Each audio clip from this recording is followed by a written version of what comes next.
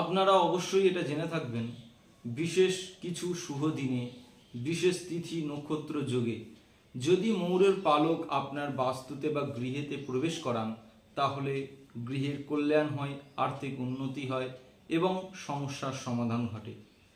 কিন্তু আপনারা এটা জানেন না যে মৌরের পালক আপনারা গৃহের মধ্যে প্রবেশ ঘটাচ্ছেন, সেই মৌরের পালকটি আদেও জীবিত মৌর না মৃত মৌরের পালক আপনার গৃহে প্রবেশ ঘটাচ্ছেন, সেটা কিন্তু আপনাদের জানা নেই।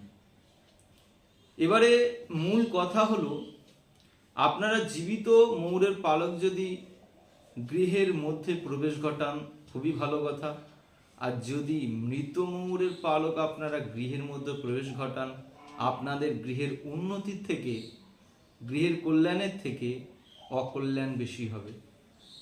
একটা বিষয় আপনারা জানুন, যদি কোনো মৌর বিশেষ কিছু দিনে, তিথি বা নক্ষত্র ভালো যোগে মৌরের গায়ে থেকে পালক খসে পড়ে, আর সেই পালক যদি আপনারা সঞ্চয় করে গৃহের মধ্যে রাখেন, তাহলে গৃহের কল্যাণ হয়, আর্থিক উন্নতি হয় এবং সমস্যার সমাধান ঘটে।